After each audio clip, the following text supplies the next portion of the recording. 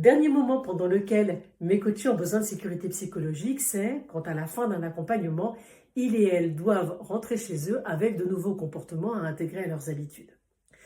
Pendant quelques semaines, quelques mois, on a identifié des comportements qui ne marchaient pas ou plus, on en a testé de nouveaux, on les a évalués, on les a ajustés, et tout ça, ça s'est fait dans l'environnement sécurisant de la relation coaching.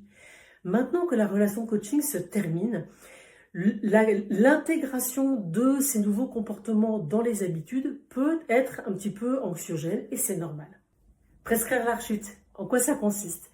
Ça consiste d'une part à faire comprendre au coaché que le retourner à ses vieux démons et à ses vieux comportements, c'est pas une probabilité vague comme ça qu'il faut chercher à éviter, c'est quelque chose qui va arriver. Et puisque c'est quelque chose qui va arriver, plutôt que de le redouter et d'essayer de l'éviter, au contraire, on va être prêt à le recevoir et à y faire face.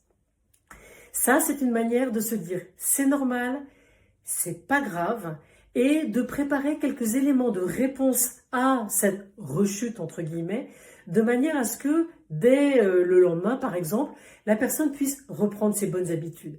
C'était mon dernier ingrédient de la sécurité psychologique, en tout cas le dernier ingrédient de cette recette.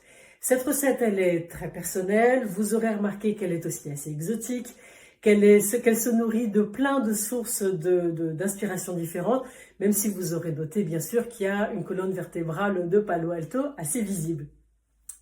Je vous invite à prendre ces contenus, à prendre ce qui vous intéresse, à lâcher ce qui ne vous intéresse pas, à la compléter, à la modifier, à la personnaliser au contact de vos clients, voilà, de manière à créer votre propre recette de la sécurité psychologique, car s'il y a une conviction que j'espère avoir partagée avec vous à travers cette série, c'est que dans le travail de coach, mais dans tous les métiers d'accompagnement, créer une relation de sécurité psychologique, c'est ce qui permet de faire des accompagnements de grande qualité. Si cette série vous a intéressé, je vous invite à la retrouver sur mon site internet www.bridge-the-gap-coaching.com, sur ma chaîne YouTube Cécile Guimbaud et sur Spotify, ma recette de la sécurité psychologique.